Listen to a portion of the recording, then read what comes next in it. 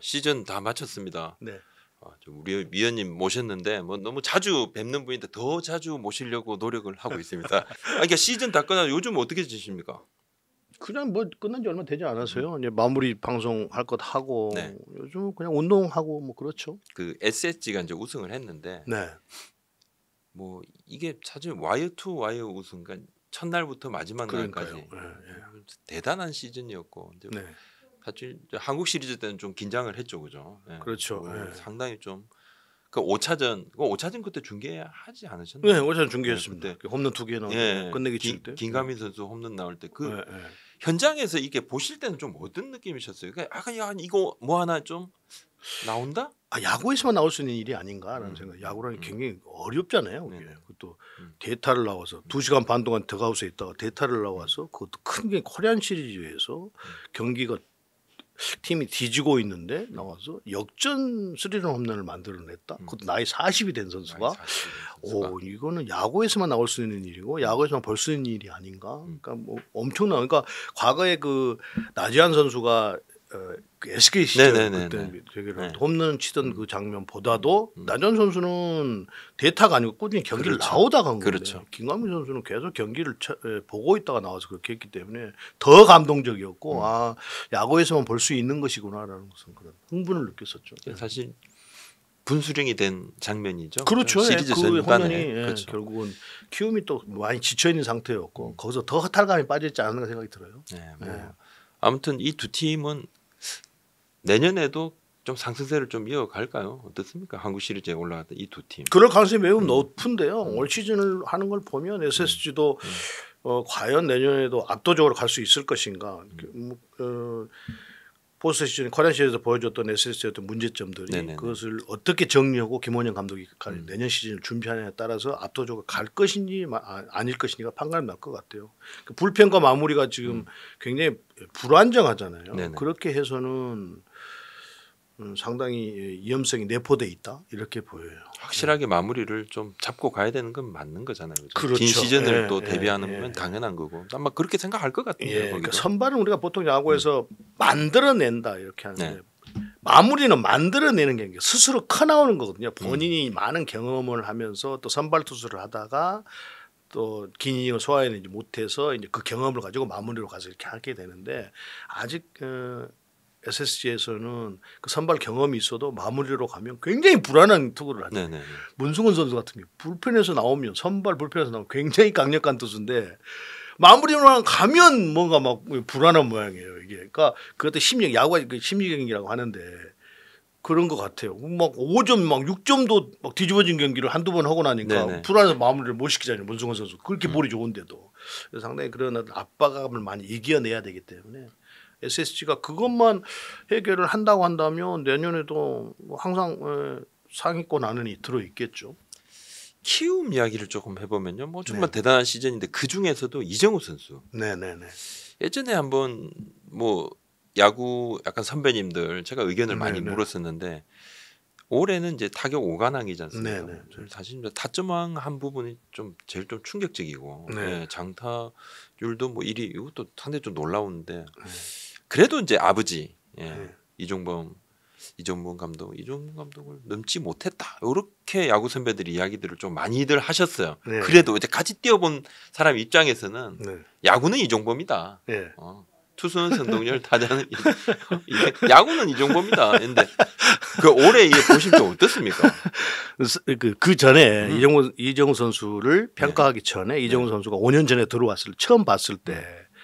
그러니까 이제 원래 내야수잖아요. 김혜성 선수와 같이 입단을 했는데 두 선수가 이제 아리조나에서 캠프에서 펑고를 받더라고요. 내야에서. 근데 보니까 송구 동작이 아니어서 내야수 하기가 좀 쉽지 않겠다라는 생각을 했었어요. 그러다 보면 아무리 타격이 재능이 있어도 수비가 불안정하면 과연 이걸 어떻게 해서 돌파구를 찾아갈까라고 좀 걱정됐었거든요. 그러나 그것이 뭐 제가 뭐 스텝한테 이야기할 것은 아니고 김혜성과 이정우 선수가 펑고를 받을 때 모든 동작 수비 동작에서만큼은 김혜성 선수가 더 낫다. 이정우 선수는 좀 던지는 동작이 좀 모양이 좀 안 좋다. 그게 이제 악송구가 많이 나고 하잖아요. 내야수에서는 많이 급하게 되면. 그랬었는데 혼자 그렇게 생각을 했었는데 결국은 외야수로 가서 그렇게 하더라고요. 그런데 그러니까 5년 전에 봤던 이정우 선수와 5년 후에 본 이정우 선수는 완전히 진화해서 타격의 정점에 여기서 더 이상 어떻게 더 진화할 수 있을까라고 할 정도로 많이 진화돼 있어요. 거의 기복이 없잖아요. 타격이. 거의 없어요. 그런 선수 쉽지 않거든요. 과거에 우리가 이정우 선수를 장현준 선배하고 많이 비교를 하는데 장현준 선배도 타격 하나만큼은 거의 기복 없는 타격을 해서 우리가 최고의 타자라고 평가를 하는데 이정우 선수는 타격에 관해서 장현준 선배를 능가할 가능성이 매우 높아졌어요. 왜 그러냐면 장현준 선배는 이제 나이 30 넘어서서 프로에 들어왔고 이정우 선수는 20대 초반부터 지금 하고 있기 때문에 더 진화해서 그 타격에 관해서는 장현준 선배를 모든 걸 능가할 수 있는 그런 어떤 최고 정점에 와 있다. 그러니까 기복이 없다는 것이 이제 좀 더 그러면 기술적으로 들어가야 되는데 그 이정우 선수가 가지고 있는 어떤 타격의 어떤 센스 뭐 이런 점들이 타격 전체적인 기술과 맞물려져서 이제 자신감 그러면서 홈런 수도 늘어났다는 것은 본인이 이제 그런 것들을 의식하면서 파워도 어떻게 길러서 막 그러면서 단타 위주의 타자가 이제는 중장거리 타자로 변신해 가고 있는 그 단타도 때려내지만 정교한 타자이면서도 홈런을 20개 이상 때려낼 수 있는 선수로 변신을 했다. 그러면 그 정도면은 타격의 정점에 와 있다 이렇게 봐야 되거든요. 본인이 이제 그걸 얼마나 유지하느냐 이거는 본인의 타격 그 어떤 센스 또 노력 또 그거를 유지하려고 하는 본인의 어떤 그 확고한 어떤 신념 뭐 이런 것들이 있어야 되거든요. 그러다 보면 그렇게 보면 이정우 선수는 아직까지는 제가 말씀드린 어떤 기후들은 나타나지 않는 상황이기 때문에 또 타격하는 스타일이 우리가 자꾸 그 배트로 볼을 맞추지만 손으로 때리지 말고 골반 타격을 해야 된다라고 강조를 하는데 그것을 완벽하게 지금 해내고 있거든요. 기복이 별로 없어요. 그래서 이정우 선수는 내년 시즌에는 훨씬 더 안정된 타격을 하지 않겠는가 하는 생각이에요. 뭐 아버지도 진짜 대단하다고 이야기를 했다 그러더라고요. 그러니까 이정범 선수와 지금 우리 박재호 부장이 이정범 선수와 과거 이정범 선수의 선수와 이정우 선수가 과연 누가 더 낫느냐 이걸 묻고 싶은 거잖아요. 근데 제가 항상 말씀드리는 건데 전체적으로 보면 지금까지는 이정범 선수 시절과 이정우 선수와의 비교를 할 때 이정범 선수는 낫다라고 표해요. 그 이유는 뭐냐면 이정우 선수는 발은 빠르지만 도루 능력에서 우선 아버지를 지금 못 쫓아간단 말이에요. 수비 능력도 마찬가지란 말이에요. 이정우 선수가 지금 이제 뛰고 있으니까 그것만 보이지만 수비 능력은 내야수도 있고 이정우 선수는 내야수도 있고 외야수도 하면서 외야에 가서 어깨 능력이라든가 어깨 능력 정확도 이정우 선수는 아직은 내야에서 어깨는 좋지만 가끔 그 송구 동작 때문에 빗나가는 게 많단 말이에요. 그런 동작들 수비 능력, 주루 능력, 파워 이런 부분이 과거 이정범 선수가 지금의 이정우 선수보다는 좀 낫다. 저는 그렇게 판단을 하겠습니다. 아무튼 뭐 지금은 그렇고 또 미래는 또 알 수 없는 거고 그렇죠. 계속 또 진화를 하고 그걸 제가 미래를 어떻게 알겠어요? 그러니까 미래서 알 수는 없는 거고. 그러니까. 올해 이제 가을 야구를 보시면서 좀 가장 좀 아쉬운 팀은 결국은 또 LG지 않습니까, 그죠? 누가 얘기를 해도 LG가 가장 너무 아쉽고 그리고 사실 이 정도의 펜트레이스 성적이면 1위를 할 수도 있을 만한 그런 승률이었지 않습니까? 그렇죠. 압도적인 승률이었는데 그랬기 때문에 또 실망감이 컸고 팬들 또 유진 감독이 또 재계약을 하지 못했는데 이게 보통 이게 뭐 감독이 바뀌었습니다. 엔게임 감독으로 바뀌었는데 단기전에서 감독의 역량, 역할 이게 뭐 지금 어느 정도가 상당히 중요하다는 건 우리도 많이 생각은 좀 하고 있죠. 하고 있고 많이 그래서 이제 그 부분들 단기전은 감독이다. 감독이 뭐 하기 나름 뭐 이런 식으로도 이야기를 하는데 좀 어떻게 보셨습니까? 이번 가을 야구를 좀 보시면서. LG 문제만 국한돼서 본다고 한다면 가장 아쉬운 시즌이 되지 않았을까 생각이 듭니다. 왜 그러냐면 LG가 타격으로 이 일을 한 게 아니고 투수력을 바탕으로 해서 타격이 뒷받침이 되면서 이 일을 했단 말이에요. 그렇게 보면 단기전에서는 뭐 야구에서 투수력이 80% 이상을 차지하는 게 전력이 80% 이상을 차지하는 것이 야구라고 이야기를 하는데 그렇게 본다고 한다면 2등을 하고 기다리고 있는 상태였기 때문에 또 키움이 준 플레이오프부터 와서 이렇게 경기를 하고 와서 모든 조건이 LG가 우세한 조건이었잖아요. 그렇죠. 다들. 그러니까 단기전을 하면 투수력을 앞세워서 타격이 뒷받침이 돼가는 그런 것이 더 강해진단 말이에요. 페널티 레스트보다. 그렇다고 본다고 나면 LG는 모든 걸 갖추고 있잖아요.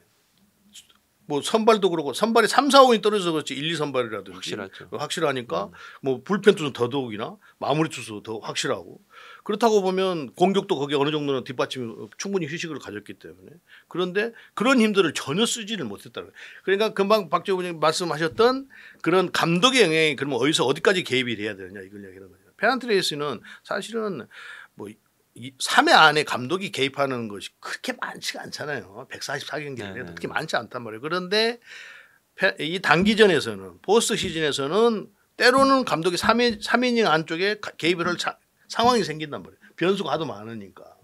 그런데 이제 그런 점들 때문에 감독의 역량이 필요하다. 그렇다고 보면 LG가 투수력이 강하니까 과연 그러면 선발이 조금 흔들렸을 때 불펜 투수를 어떻게 활용을 해서 마무리까지 갈 수 있냐. 마무리까지 나올 수 있는 상황이 된다고 하면 LG는 무조건 이길 확률이 높아지는 거잖아요. 그렇죠. 그런 점들이 제대로 이렇게 맞물려 돌아가지 못한 상황이 되다 보니까 더 많이 아쉬움이 있었을 거예요. 거기다가 충분히 그 시즌 막바지에 타격이 좀 약간 하락세였단 말이에요. 그런데 한 2주 쉬었으면 좀 더 페이스가 올라왔어야 되는데 페이스가 전혀 올라오지를 못했어요. 1차전도 보면 LG가 압도적으로 상대를 우위에 있으면서 경기를 이긴 게 아니란 말이에요. 그렇죠. 키움이 에라를 해서 그냥 실책을 그런 것을 보면 그런데 그것이 4차전까지 계속해서 그런 현상들이 벌어져서 상당히 좀 아쉬움이 있었죠. 근데 이제 그 끝나고 난 다음에 내부적으로 뭐 약간 승부사 스타일은 아닌 것 같다. 유진 감독이 그런 이야기도 이제 내부 LG 내부에서 저 조금 듣기도 들었고 그때 이제 그 이야기를 듣고 또 이제 구분흥 회장 오셔서 이렇게 막 그 하는 모습도 저도 봤기 때문에 약간 그런 느낌에서 야 이거 좀 심상치 않다 생각은 하기는 했는데. 그런데 유진 감독 그게 뭐 어느 감독이나 유진 감독뿐만이 아니라 모든 감독들의 운명인데요, 그게. 그런데 이제 작년도 업셋을 당했고 올해도 그렇기 때문에 그 2년 동안 그렇게 됐다는 것이 가장 그 아킬레스건이 된 거 아닌가 생각이 들어요. 유재현 감독에게. 그러나 또 젊으니까 언제 또 어떻게 기회가 또 오죠. 돌아올지 모르잖아요. 확실히 또 긴 시즌을 선수들을 관리를 하면서 치러내는 능력을 또 보여줬거든요. 그렇죠. 그런데 이제 그 LG가 올해도 이렇게 하는 걸 보면 그 전에도 뭐 저뿐만 아니라 모든 사람들이 조금 압박이 심하다 경기를 하는 모습을 봤을 때 전체적으로 전체적으로 봤을 때 그런 것을 제가 3차전 4차전 보면서도 더더욱이나 강하게 느꼈거든요. 2차전에 딱 실패를 하니까 2차전에 1회부터 그 말루 찬스를 만들어 놓고도 득점을 올리지 못하고 이제 끌려가니까 그러면서 그 3이닝에 5점을 내주고 그 점수가 좀 부담스러워서 이제 그 막 한 점씩 안 해오고 갔잖아요. 그런데 그걸 뒤집지 못하고 경기를 딱 내주니까 3차전 4차전에서 나와서 경기를 한 LG 선수들은 너무나 긴장을 많이 하고 경기를 하는 거죠. 그래서 그런 점들이 LG가 또 풀어야 될 숙제가 아닌가 생각이 들어요. 참 구단도 이 정도면 참 뭐 힘든 거죠. 조바심도 낼 수밖에 없는 거고 좀 시간이 계속 흘러가고 야 이거 이제 우승한 지 이제 뭐 28년이 됐다 내년 또 29년이 됐다 이렇게 계속 흘러가니까 조바심도 하는데 선수들도 부담이 생길 것 같아요. 그렇죠. 팀 전체의 분위기가 그러니까 그 기자들이 이제 보통 요즘은 좀 시스템이 바뀌어가지고 감독이 경기 시작 1시간 전에 브리핑 하잖아요. 기자들하고 서서 이제 스탠딩 브리핑을 하는데 이렇게 보고 다 갔다 와서 이구동성으로 분위기가 너무 깔아앉았는데 이걸 이구동성으로 기자들이 이야기를 해요. 그러니까 기자들은 너무 잘 보이잖아요. 그게 보이죠. 살짝 긴장해서 참 어둡고 조금 더 이게 풀어줘야 되는데 뜨거운 분위기 자체가 조금 무겁다. 그러니까 2차전 이겼으면 그냥 3대 0으로 시리즈 3대 0이 그냥 끝나는 거예요. 분위기가. 그런데 2차전을 딱 지고 나니까 이쪽에는 또 투수들 불펜 투수들이 키움이 약하지만 젊은 타자들이 굉장히 끈질기고 야구를 하는 게 굉장히 끈질기게 야구를 한 그리고 그 김태진, 이영규 이런 스타일의 선수들이 한 막 4-5명 되거든요. 거기는. 그렇죠. 그러니까 굉장히 힘들어지죠. 투수들이. 그런데 거기 뭐 안우지 뭐 요키시 이런 선수들이 한 경기를 잡을 수 있는 능력이 있잖아요. 그러니까 긴장이 될 수밖에 없는 거죠.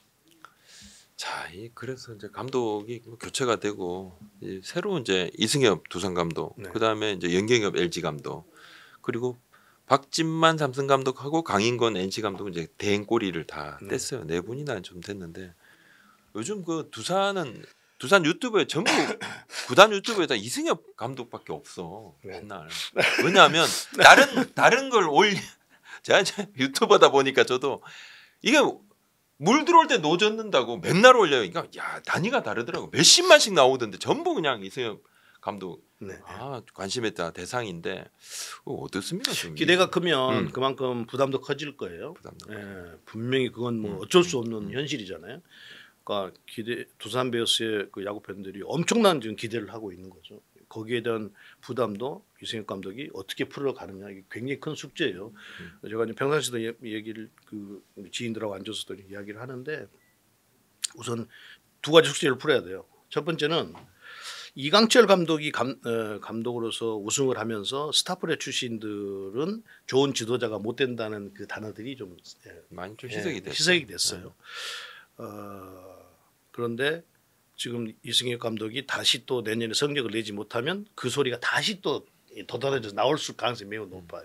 두 번째는 코치를 안 했어요. 코치를 안 했죠. 프로에서. 그렇게 되면 이제 또 만약 성적이 나쁘면 코치를 역시 해보지 않아서 경험이 없어서 뭐 이런 이야기들이 충분히 나올 거란 말이에요. 이 두 가지 숙제도 이승엽 감독이 좀 풀어야 되는 문제가 있고 그 내부 전력으로 들어가면 제가 개인적으로 판단해서 나쁜 전력은 아니에요. 투수진은 어느 정도 다 세팅이 돼 있어요. 외국인 투수와 이영하 선수 이 선수가 어떻게 하냐에 따라서 선발진이 그게 나쁘지 않습니다. 다른 팀에서. 이영하 선수가 조금 이제 16승 이래 굉장히 지금 처져 있는 상태고 뭔가 안 좋은 일도 지금 이제 그게 이제 해결이 돼야지 뛸 수 있으니까. 박준 선수는 좀 올라가고 있단 말이에요. 그런데 거기에 최원주 선수가 있으니까 이영하 선수만 제대로 딱 된다고 한다면 5인 선발은 확실하게 들어가게 돼 있어요. 그 외에 선발을 할 수 있는 선수도 많아요.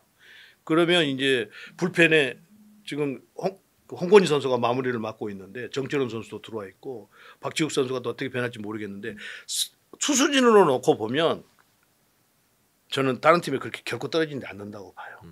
결국은 많은 선수들이 빠져나가면서 또 박수혁 선수 어떻게 될지 모르고 많은 선수들이 빠져나가면서 두산이 약해진 게 과거와 다른 게 우리가 두산 그러면 수비력이 엄청 강한 팀이다. 네네네.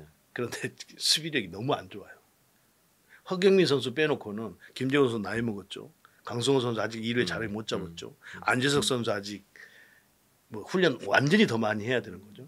뭐 외야수로 가면 정수빈 선수 빼놓고는 김재환 선수도 수비를 그렇게 좋지 않고 우익수도 마찬가지예요. 아직 주전이 없을 정도로.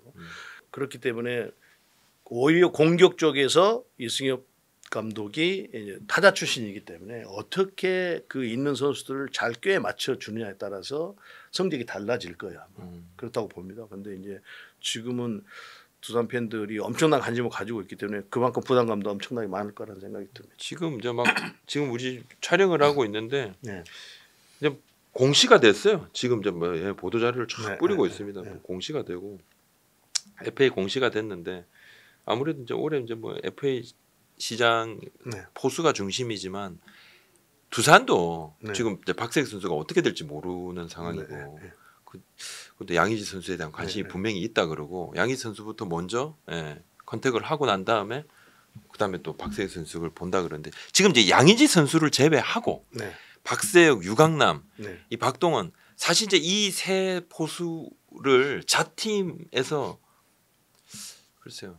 근데 자팀에서 평가를 아주 높게는 안 하는 것 같더라고요. 그러니까 왜냐하면 자팀의 투수들이 이 포수들을 100% 좋아한다 이거는 아니다는 이야기가 꽤 있더라고요. 이상하게 그래서 지금 좀 상황이 좀 묘한 상황입니다. 그러니까 타팀에서는 이 포수들을 너무 높게 평가를 하고 자팀에서는 좀 덜 평가를 하고 이게 좀 묘한 상황인데 근데 이 두산 같은 경우는 그러려면요. 그러려면 자팀에서 그 선수를 능가하는 포수가 있어야 줘야 돼요.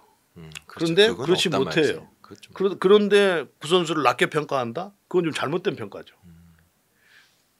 그 선수를 그렇게 낮게 평가하면 그건 물론 전략상으로 뭐 그 FA 협상을 하는 데 있어서 그런 것도 조금 뭐 작용을 할 수, 우위에 서기 위해서 할 수도 있는데 그렇다고 보면 우리 박지호 부장님이 말씀하신 대로 그 선수를 낮게 팀 내에서 낮게 평가를 한다. 그러면 그 선수를 대체할 만한 포수가 있어줘야 되는데 제가 어느 지인한테 그런 걸 물었어요. 야구 굉장히 박식한 사람한테 네.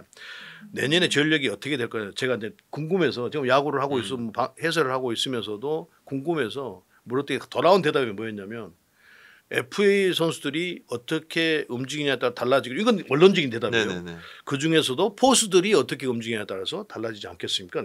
제가 가만히 생각해 그게 딱 그 말 딱 맞는 소리 같아요. 근데 포수들이 누구 한 사람도 어디로 옮겨지지가 않았어요. 근데 우리가 제가 이제 그 방송을 하면서도 롯데 이야기를 이렇게 하면 맨날 하는 이야기가 포수 문제와 수비 문제를 해결하지 않으면 롯데는 포스트 시즌 할 가능성이 매우 낮다. 이렇게 그 말씀 많이 단정적으로 맨날 그 이야기 하거든요.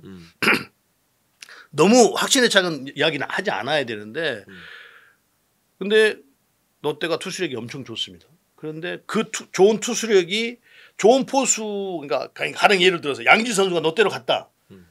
이거 엄청난 변화가 생길걸요. 저는 판단했을 때 그래요. 그 사장님이 저한테도 그러셨어요. 바로 네. 수비, 네. 포수 네. 이거다 우리 문제는 네. 정확하게 보고 있고 회의만 하면 그 이야기가 나온다는 거예요.